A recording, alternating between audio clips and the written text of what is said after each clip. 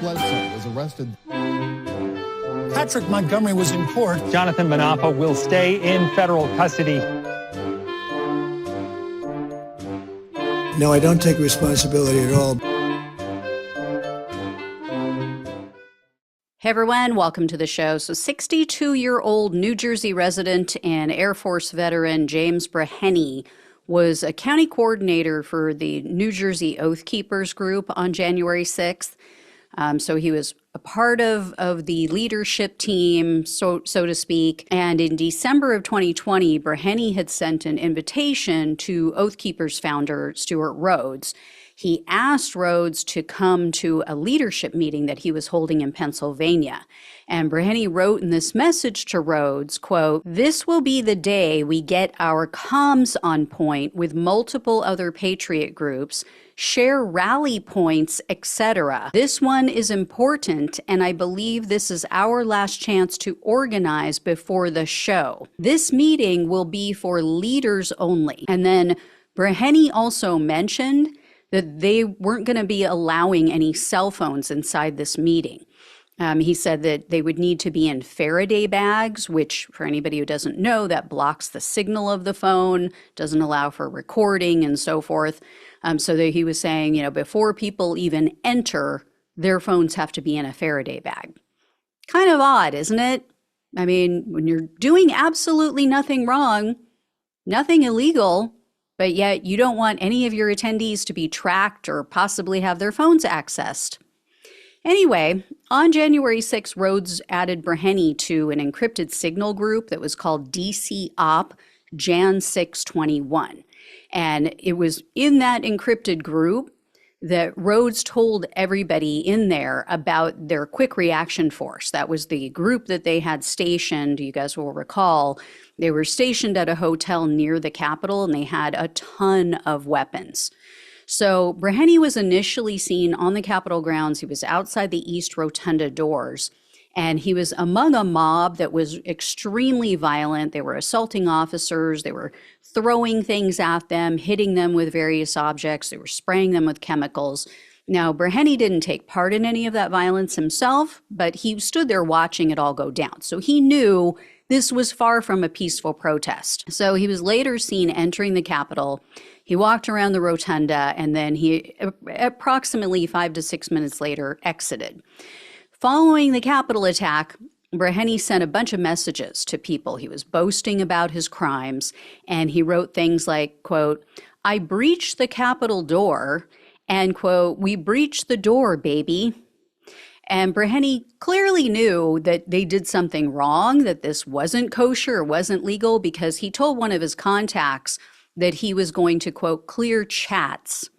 And then Breheny confirmed with another person that he wasn't going to post any of his January 6 photos to social media.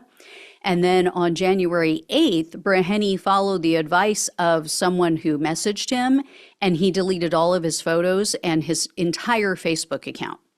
So Breheny was arrested on May 20th of 2021, and he was charged with entering a restricted building or grounds, 2 counts of disorderly conduct, parading or demonstrating in a Capitol building, and obstructing an official proceeding. In June of 2023, Breheny pleaded guilty to the felony charge of obstructing an official proceeding.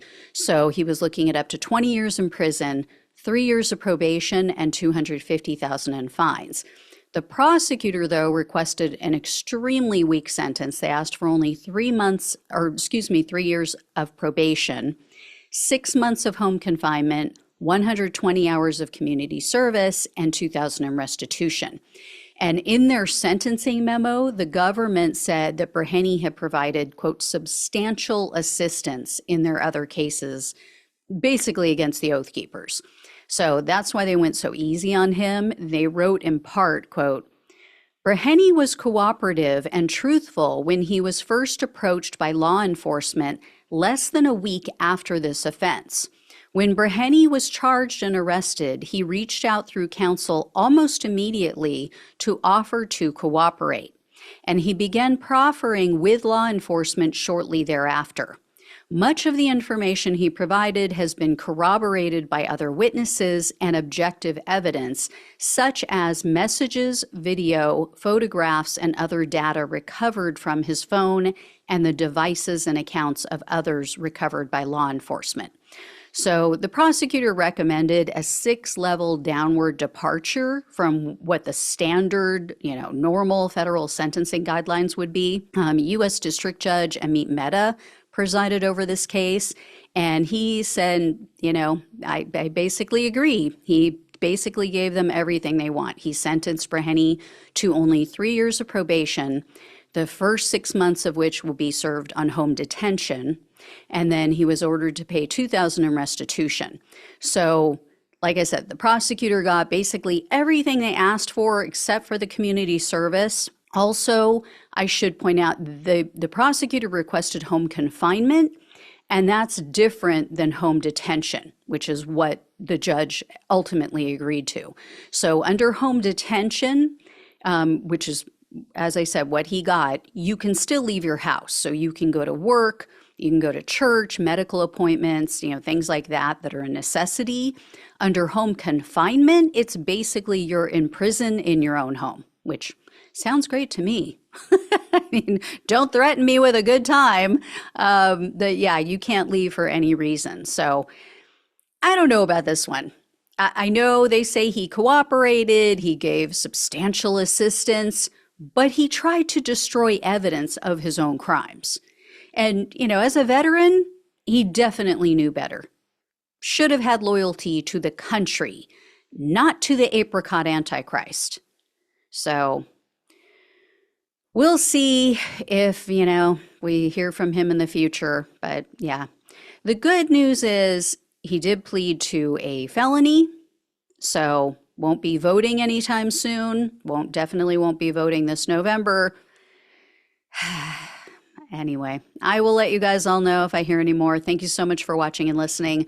Please like, please share, and subscribe. Please donate if you can. Love you all. Take care. Talk with you soon.